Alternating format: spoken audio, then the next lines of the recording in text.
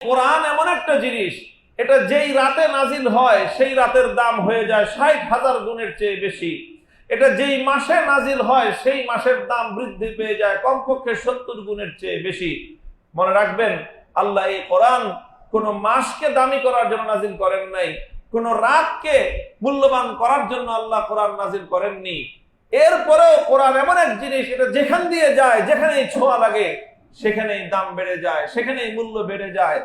এই কোরআন নাজিল হওয়ার মূল উদ্দেশ্য হলো মানুষের মূল্য বৃদ্ধি করা। সেই কোরআন যদি সেই মানুষের জীবনে কোরআনের ছোঁয়া লাগে, মানুষের হৃদয়ে যদি কোরআনের ছোঁয়া লাগে, মানুষের বক্ষে যদি কোরআনের স্পর্শ লাগে, আল্লাহর কসম সেই মাটির মানুষ স্বর্ণ নয় হীরার মানুষের চেয়ে দামি মানুষে পরিণত হবে।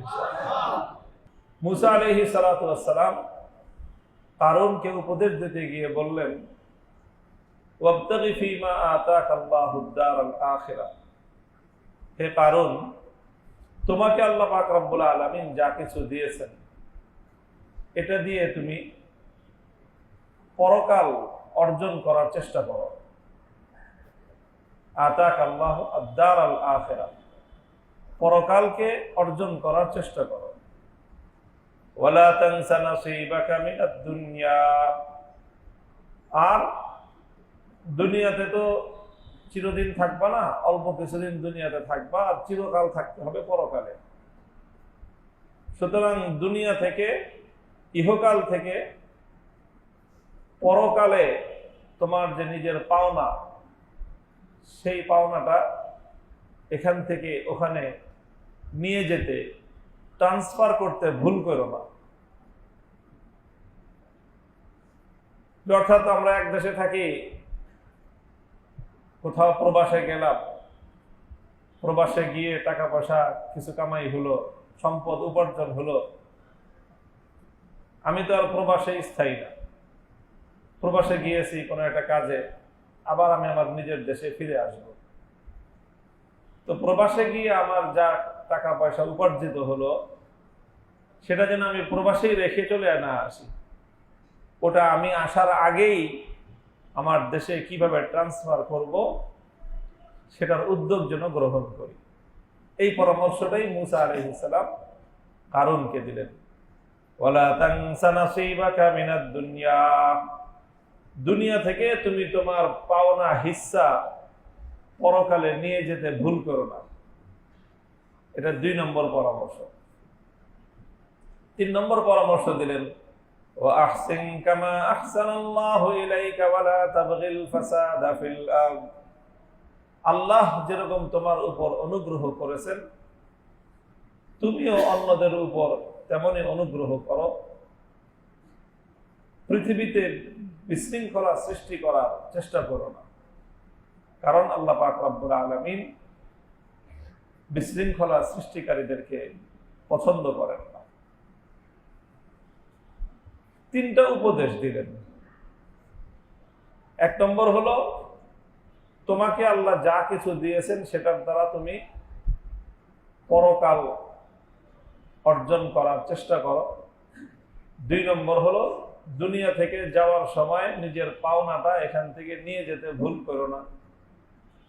২ নম্বর। আর ৩ নম্বর হলো, আল্লাহ তোমাকে যেরকম অনুগ্রহ করেছেন তুমি অন্যদের উপর সেভাবে অনুগ্রহ করো, আর বিশৃঙ্খলা সৃষ্টি করার চেষ্টা করো না। এই শেষ উপদেশের মধ্যে ২টা কথা একসাথে যুক্ত করে দিয়েছেন। এ থেকে বোঝা যায় যে যাকে আল্লাহ পাক রব্বুল আলামিন সুযোগ দিয়েছেন অন্যের উপকার করার, অন্যের উপর অনুগ্রহ করার, সে যদি সেই অনুগ্রহটা না করে তাহলে এটার দ্বারাই পৃথিবীতে বিশৃঙ্খলা সৃষ্টি হয়। এটার দ্বারা পৃথিবীতে বিশৃঙ্খলার সৃষ্টি হয়, এটা কোরআনের এই আয়াতের দ্বারা বোঝা যায়। আমরা এই ৩টা কথার উপরে, মুসা আলাইহিস সালাতু ওয়াস সালামের এই ৩টি উপদেশের উপর সংক্ষেপে কয়েকটা কথা আমি আপনাদের সামনে আরজ করি। প্রথম তো এটা একটা সর্বকালীন, একটা সার্বজনীন একটা উপদেশ, যে তোমাকে আল্লাহ যা কিছু দিয়েছেন। আমরা জানি যে কারূনকে আল্লাহ পাক রব্বুল আলামিন অঢেল সম্পদ দান করেছিলেন। পৃথিবীতে সম্পদশালিতার দিক থেকে কারুন হলো এক দৃষ্টান্ত। সে এক প্রবাদ প্রতিম মানুষ, যে সম্পদের মালিকানা, ধনাঢ্যতা, এই ক্ষেত্রে পৃথিবীতে একজন প্রবাদ সমব্যক্তিত্ব হলো বা নাম হলো কারুন। তো আল্লাহ পাক রব্বুল আলামিন এখানে মুসা আলাইহিস সালামের উপদেশ উদ্ধৃত করতে গিয়ে সম্পদের কথা বিশেষভাবে উল্লেখ করেন নাই, শুধু বলেছেন ফিমা আতাকাল্লাহ, আল্লাহ তোমাকে যা কিছু দিয়েছেন, যেটাই দিয়েছেন সেটার দ্বারাই তুমি পরকাল অর্জন করার চেষ্টা করো।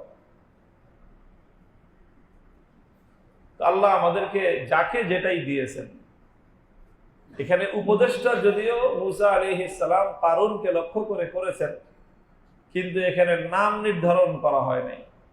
এই উপদেশ দুনিয়ার প্রতিটি মানুষের জন্য, যাকে আল্লাহ যেই সুযোগটুকু দিয়েছেন, যাকে আল্লাহ যেই নিয়ামত দিয়েছেন, প্রত্যেক ব্যক্তির করণীয় হলো আল্লাহ প্রদত্ত সেই নিয়ামতের মাধ্যমে পরকালকে অর্জন করার চেষ্টা করা,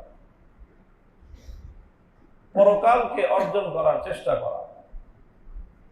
আর দ্বিতীয় কথাটাও এর চেয়ে আরো হৃদয়গ্রাহী, ওয়ালা তানসা নাসীবাকা মিনাদ দুনিয়া, দুনিয়া থেকে আখিরাতের দিকে যাওয়ার সময় নিজের হিস্সাটা নিয়ে যেতে ভুল করো না, নিজের হিস্সা নিয়ে যেতে ভুল করো না।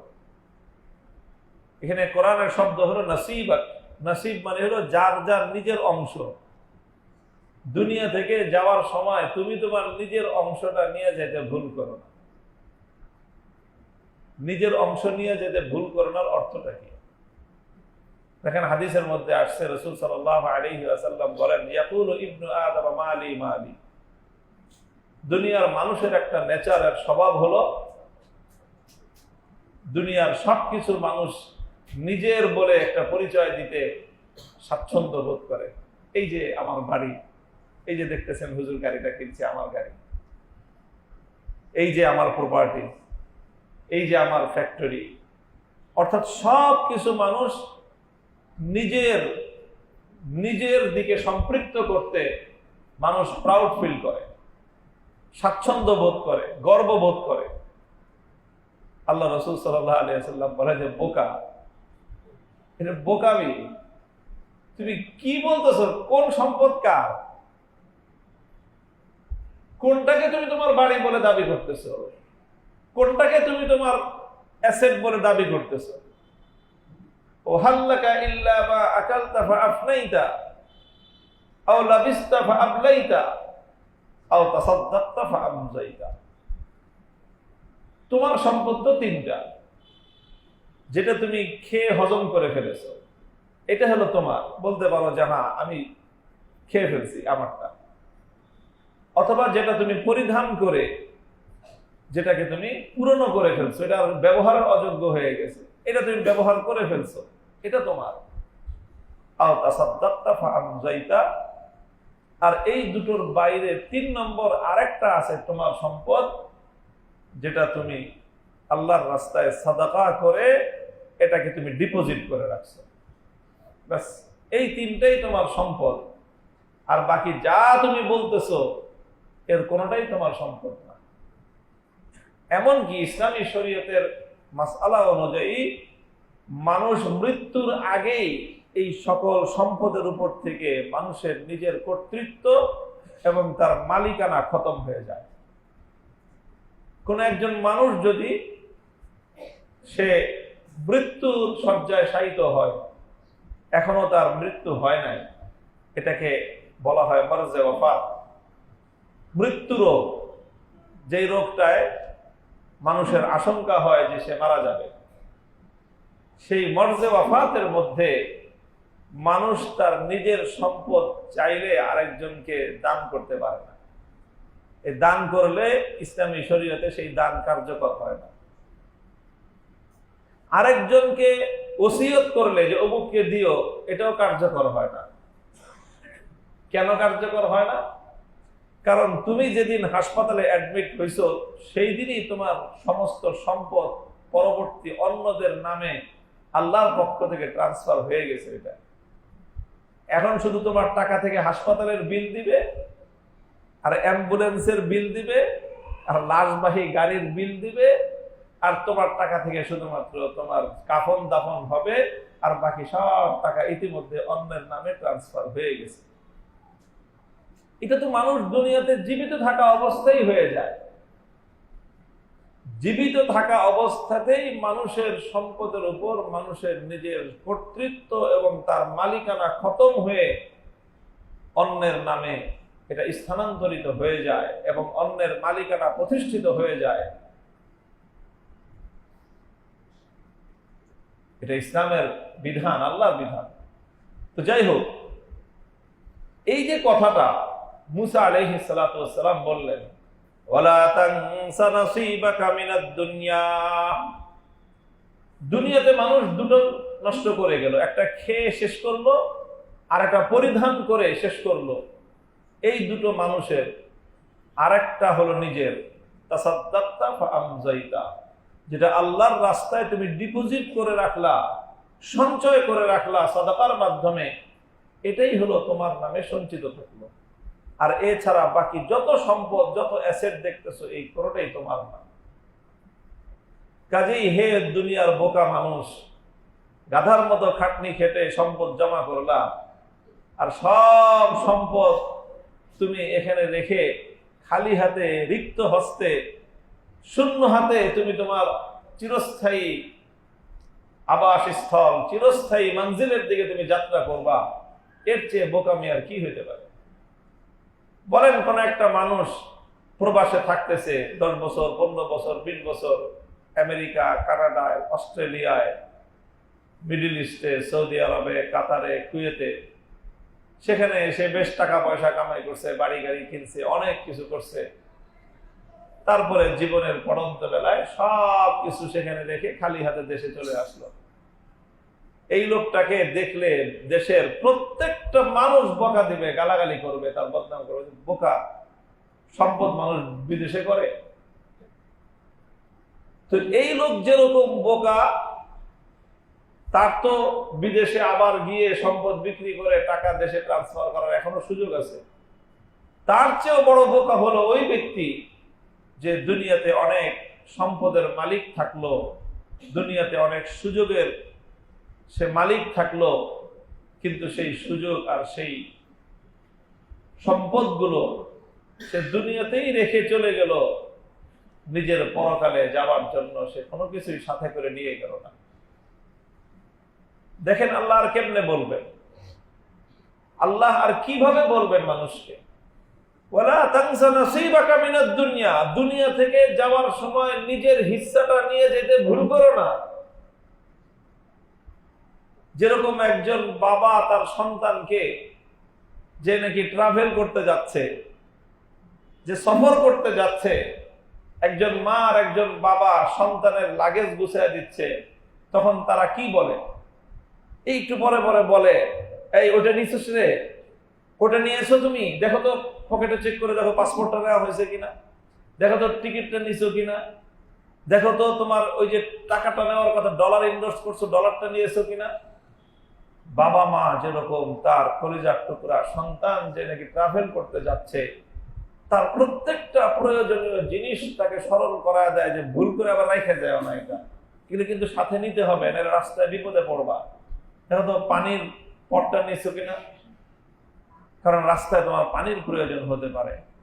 তো একজন স্নেহময়ী মা, একজন স্নেহশীল বাবা তার কলিজার টুকরা আদরের সন্তান ট্রাভেল করার সময় যেরকম তাকে তার প্রয়োজনীয় জিনিসগুলো যেন সে নিয়ে যায়, এটা নিতে যেন সে সামান্য ভুল না করে, যেই ভাষায় সে বলে, মুসা আলাইহিস সালাতু ওয়াস সালাম পয়গম্বর আল্লাহর ভাষায় ঠিক ওইভাবেই নসিহত করতেছেন।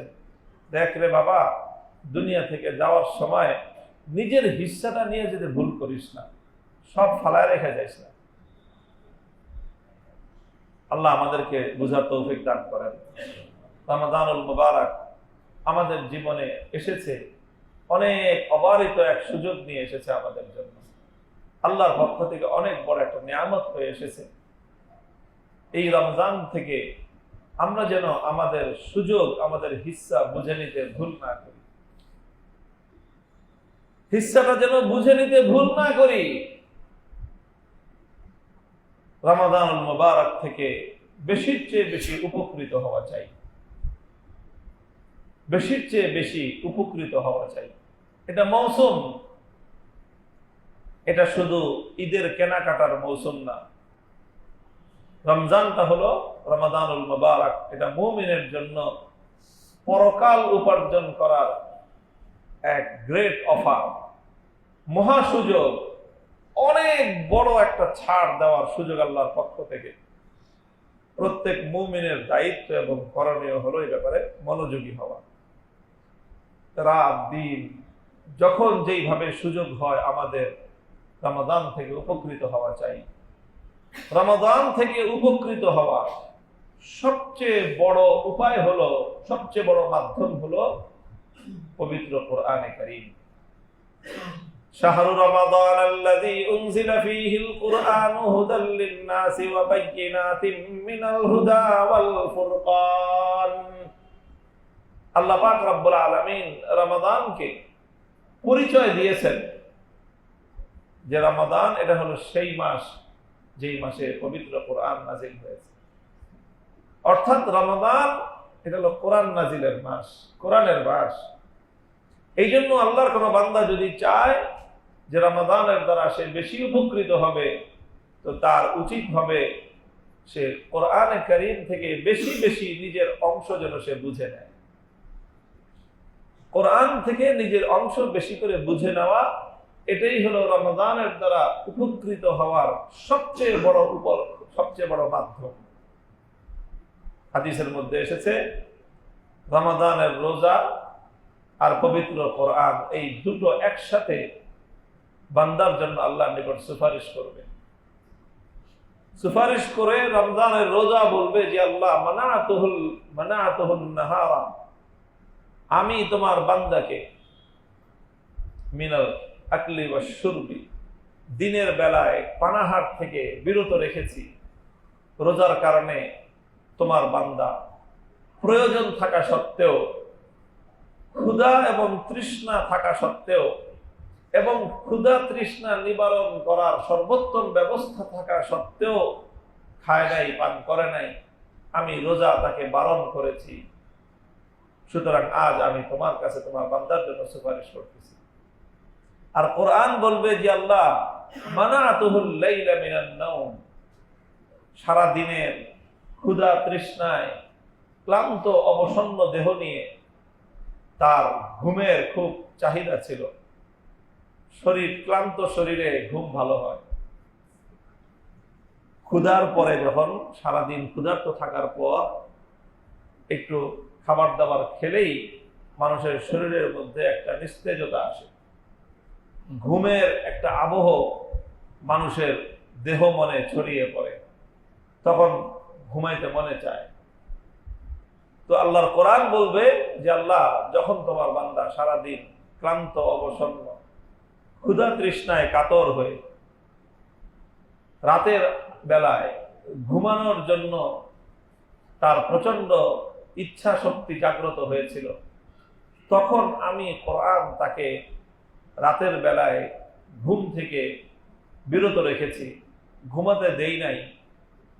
সে ঘুম কামাই দিয়ে আমি কোরআনকে সে শুনেছে, পড়েছে, তেলাওয়াত করেছে। কাজেই আজ আমি কোরআন মালিক তোমার কাছে তোমার বান্দার জন্য সুপারিশ করতেছি। ফায়ুশাফাআন, আল্লাহর নবী বলেন রোজা এবং কোরআন উভয়টার সুপারিশ আমার আল্লাহ কবুল করে বান্দাকে মাফ করে দিলেন।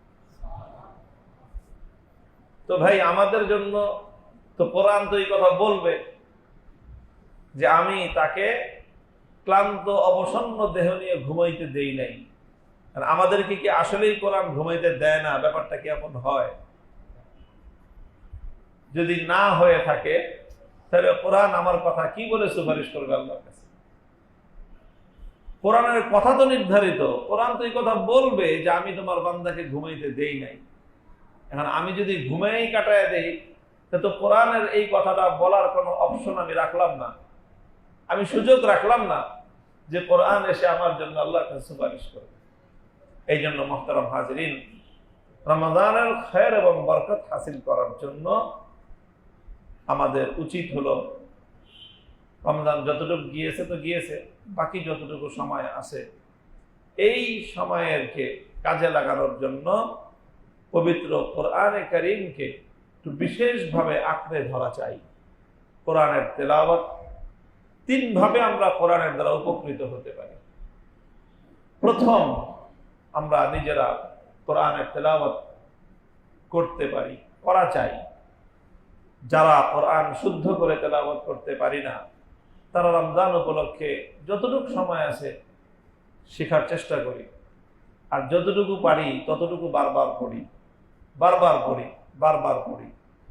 আর যারা মোটামুটি তেলাওয়াত পারি করতে, তাদের তো রমজান উপলক্ষে খতমের পর খতম কোরআন তেলাওয়াত করার টার্গেট নেওয়া যায়।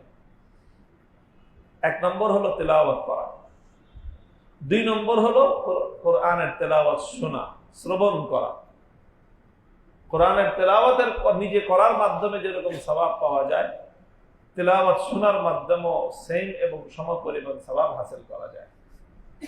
নিজে তেলাওয়াত করতে না পারলেও অনেক জায়গায় হাফেজ সাহেবানরা কোরআন তেলাওয়াত করেন, সুযোগ পেলে হাত ছাড়া না করা যায়।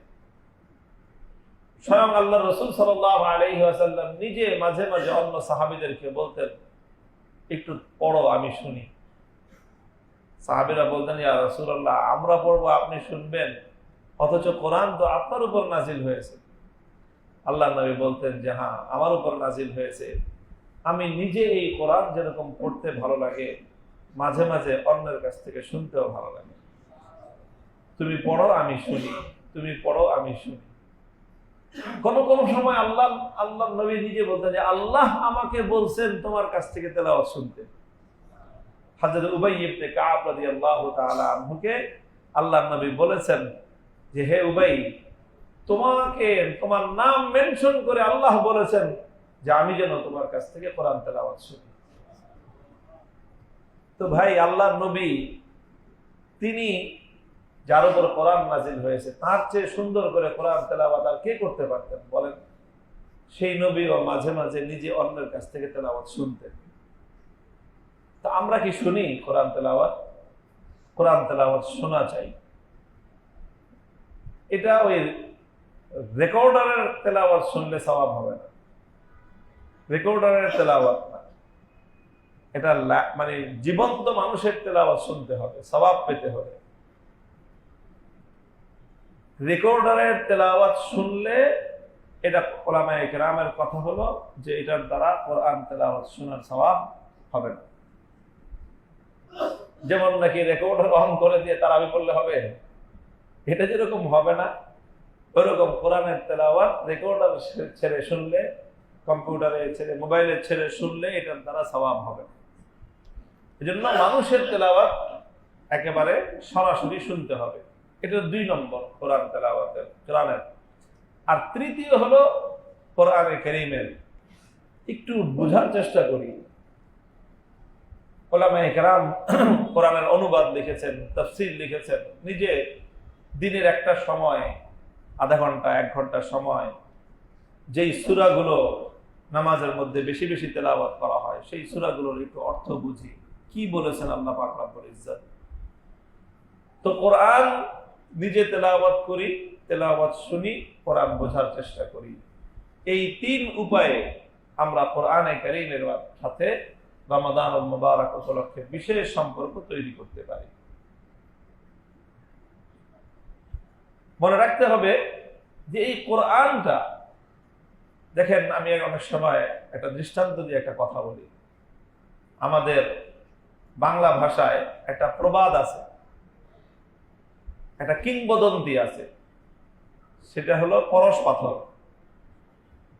পরশ পাথর নাম শুনছেন? ফার্সিতে বলে কি মিয়া। পরশ পাথর কি জিনিস? পরশ পাথরের কিংবদন্তি গল্পটা হলো এরকম, গল্পের মধ্যে অনেক কথা থাকে না? আমরা ছোটকালে একটা গল্প পড়তাম, জীবন কাঠি। তো সেই পরশ পাথর এরকম একটা গল্প যে এমন একটা পাথর আছে পৃথিবীতে, যদি কোনো ধাতব পদার্থের সাথে এই পাথরটা স্পর্শ লাগে তাহলে সেই ধাতব এটা স্বর্ণে পরিণত হয়ে যায়। লোহার সাথে লাগলে লোহার স্বর্ণ হয়ে যাবে, পিতলের সাথে লাগলে তামা কাঁসা যেটার সাথেই লাগুক, পরশ পাথরের স্পর্শ লাগলে সেটা কি হয়ে যায়? স্বর্ণের পরিণত হয়ে যায়। আসলে কি বাস্তবে পৃথিবীতে এমন কোন পরশ পাথর আছে যে লোহা স্বর্ণ হয়ে যাবে? পৃথিবীতে এরকম কিছু গল্প আছে, বাস্তবে নাই, কথায় আছে। যেরকম আবে হায়াত, এমন এক পানি আছে, ওই পানি স্পর্শ লাগলে মানুষ, মরা মানুষ কি হয়ে যাবে? জিন্দা হয়ে যাবে। তো ঠিক এরকম পরশ পাথর নামে এরকম একটা জিনিস আছে যে যেটা স্পর্শ লাগলে, ছোঁয়া লাগলে লোহা স্বর্ণ হয়ে যায়। আচ্ছা বলেন, যদি এরকম একটা পরশ পাথর কারো কাছে থাকতো, সেখানে টনকে টন রড কিনতো আর পরশ পাথর ঘুষে খালি স্বর্ণ বানাইতো, কি অবস্থাটা হইতো? তার তো দূরের কথা, আপনার মাটি সরাইতে হলে ট্রাক প্রতি আমার 1000 টাকা করে দেওয়া লাগবে। 1000 টাকা দিবেন, মাটিটা নিয়ে যাবে। আপনি আবার মাটি কিনতে চাইবেন, তখন বলবে যে আমি 1 ট্রাক মাটি দেবো 2000 টাকা দিয়ে। এই 2000 টাকা আসলে মাটির দাম না, এটা হলো ট্রাকের ভাড়া আর ড্রাইভারের খরচ, হেল্পারের খরচ। আচ্ছা ধরলাম না হয় 2000 টাকা। 1 ট্রাক রডের দাম 8 লক্ষ টাকা আর 1 ট্রাক মাটির দাম 2000 টাকা। তাহলে গল্পের পরশ পাথর 8 লক্ষ টাকার রডকে স্বর্ণে পরিণত করে। আর এমন একটা পরশ পাথরের সন্ধান আমরা জানি, যেই পরশ পাথর লোহা আর তামা অথবা পিতল নয়, বরং মাটিকে স্বর্ণে পরিণত করতে পারে। এবং সেটা গল্পের কাল্পনিক কোনো পরশ পাথর নয়, সেটা রিয়েল ওয়ার্ল্ডের, বাস্তব জগতের এক জীবন্ত পরশ পাথর আল্লাহ আমাদেরকে দিয়েছেন। সেই পরশ পাথরটার নামই হলো আল্লাযী উনজিলা ফীহিল কুরআন। খোদার কসম খেয়ে বলতে পারি যে কোরআনে কারীম গল্পের পরশ পাথরের চেয়ে মহামূল্যবান পরশ পাথর। কারণ গল্পের পরশ পাথর লোহাকে সোনা বানায়, আর বাস্তব আল্লাহর কোরআন নামক যেই পরশ পাথর আমাদের কাছে আছে, এটা মাটির মানুষকে সোনার মানুষ বানায়, মানুষকে স্বর্ণের মানুষ বানায়। এই কোরআন যেখানে তার ছোঁয়া লেগেছে সেখানেই সোনার ফসল ফলেছে। রমজানুল মুবারকের দাম কত বেশি বেড়েছে? হাদিসের ভাষ্য অনুযায়ী প্রত্যেকটি ইবাদত, প্রতিটি ফরজ ইবাদত, মান তাকাররাবা ফীহি বিখাসলাতিন মিনাল ফরজি মিন ফরজিন কানা কামান আদ্দা 70 ফরিজাতান ফীমা সিওয়া। অন্য মাসে 70টা ফরজ আদায় করার সমপরিমাণ সওয়াব পাওয়া যায়। তাহলে রমজানের দাম তো মিনিমাম 70 গুণ বাড়লো। প্রতিটা মুহূর্তে, প্রত্যেকটা মোমেন্টের আপনি রমজানে একটা রাকাত নামাজ পড়বেন, 70 রাকাত নামাজের সওয়াব কমপক্ষে। আর আরেকটা রাত আছে লাইলাতুল কদর। আমরা জানি যে লাইলাতুল কদরের দাম কত? খায়রুম মিন আলফি শাহর। একদিকে একটা রাত, আর একদিকে হলো 1000 মাস। 1000 মাস মানে হলো প্রায় 30,000 রাত এবং দিন। এটাকে যদি আবার মানে ইন্টু 2 দিয়ে ইন্টু করা হয় তাহলে হয়ে যাবে 60,000 রাত। একটা রাতের দাম 60,000 রাতের দামের চেয়ে বেশি। এটা হলো লাইলাতুল কদর। লাইলাতুল কদরের দাম এত কেন? আল্লাহর কোরআন বলেছে ইন্না আনজালনাহু ফি লাইলাতুল কদর। কারণ লাইলাতুল কদরের মূল্য এত বেশি হওয়ার কারণ হলো লাইলাতুল কদরে আল্লাহ কোরআন নাজিল করা শুরু করেছেন। তো ভাই, কোরআন এমন একটা জিনিস, এটা যেই রাতে নাজিল হয় সেই রাতের দাম হয়ে যায় 60,000 গুণের চেয়ে বেশি। এটা যেই মাসে নাজিল হয় সেই মাসের দাম বৃদ্ধি পেয়ে যায় কমপক্ষে 70 গুণের চেয়ে বেশি। মনে রাখবেন, আল্লাহ এই কোরআন কোন মাসকে দামি করার জন্য নাজিল করেন নাই, কোন রাতকে মূল্যবান করার জন্য আল্লাহ কোরআন নাজিল করেননি। এরপরেও কোরআন এমন এক জিনিস, এটা যেখান দিয়ে যায়, যেখানেই ছোঁয়া লাগে সেখানেই দাম বেড়ে যায়, সেখানেই মূল্য বেড়ে যায়। এই কোরআন নাজিল হওয়ার মূল উদ্দেশ্য হলো মানুষের মূল্য বৃদ্ধি করা। সেই কোরআন যদি সেই মানুষের জীবনে কোরআনের ছোঁয়া লাগে, মানুষের হৃদয়ে যদি কোরআনের ছোঁয়া লাগে, মানুষের বক্ষে যদি কোরআনের স্পর্শ লাগে, আল্লাহর কসম সেই মাটির মানুষ স্বর্ণ নয় হীরার মানুষের চেয়ে দামি মানুষে পরিণত হবে। আল্লাহ পাক রব্বুল আলামিন এই কোরআন, রমজানকে কোরআনের মাস বানিয়েছেন। আমাদের নবী মুহাম্মদুর রাসূলুল্লাহ সাল্লাল্লাহু আলাইহি ওয়াসাল্লাম রমজান মাস আসলে অন্য সব কাজ বাদ দিয়ে কোরআন নিয়ে পড়ে থাকতেন। প্রতি রাত্রে জিবরিল আলাইহিস সালাতু ওয়াস সালাম নবীজির কাছে আসতেন, ওয়া ইউদারিসুল কোরআন। সারাটা রাত নবীজি এবং জিবরিল আমিন একজন আরেকজনকে কোরআন তেলাওয়াত করে শোনাতেন। একবার নবী শোনাতেন আর একবার জিবরিল শোনাতেন। এইভাবে প্রতি বছর শুধুমাত্র রমজানের রাতগুলো আল্লাহর নবীর কাটতো জিবরিল আলাইহিস সালামের সাথে কোরআন তেলাওয়াত শোনাশুনি করে। যে বছর আল্লাহর নবী ইন্তেকাল করবেন, শেষ বছর জিবরিল আমিনকে আল্লাহ বললেন যে এই বছর আর ডবল শোনাও, কারণ আল্লাহ জানতেন যে এটাই নবীর জীবনের শেষ রমজান। এই জন্য শেষ বছর নবীজি জিবরিল আমিনের সাথে 2 বার কোরআন শুনিয়েছেন পুরা রমজানে। নবীজিও 2 বার শুনিয়েছেন, জিবরিল আমিনও 2 বার শুনিয়েছেন। তাহলে 2 বার 4 খতম কোরআন আল্লাহ রাসূল এবং জিবরিল আলাইহিস সালাতু ওয়াস সালাম তারা বসে বসে তেলাওয়াত করেছেন। 4টা খতম আল্লাহর নবী জিবরিল আলাইহিস সালামের সাথে করেছেন এক রমজানে। আমাদের রমজানে কোরআনের তেলাওয়াত কতটুকু হয়? কোরআনকে আমরা কতটুকু সময় দেই? মুহতারাম হাজরিন, আমি কথা শেষ করতেছি এই কথার উপরে যে রমাদানকে যদি আমরা কেউ মূল্যবান বানাতে চাই, রমাদান থেকে নিজের হিস্সা যদি পরিপূর্ণ বুঝে নিতে চাই, ওই রোজা তো রাখে সবাই, ডায়েট করলেও মানুষ না খেয়ে থাকে। কিটো ডায়েট যারা করে 24 ঘন্টা মানে 18 ঘন্টা এমনি না খেয়ে থাকে। রমাদানে না খেয়ে থাকাটাই শুধুমাত্র রোজা নয়, বরং এখান থেকে নিজের তাকওয়া অর্জন করা, নেকি অর্জন করার একটা চেষ্টা, এটাই হলো প্রকৃত রমজান। এই জন্য আল্লাহ পাক আল্লাহ রাসূল সাল্লাল্লাহু আলাইহি ওয়াসাল্লাম রমজানের দ্বারা উপকৃত হওয়ার জন্য একটা শব্দ উল্লেখ করেছেন, সেটা হলো ইহতিসাবান, নেকির উদ্দেশ্যে।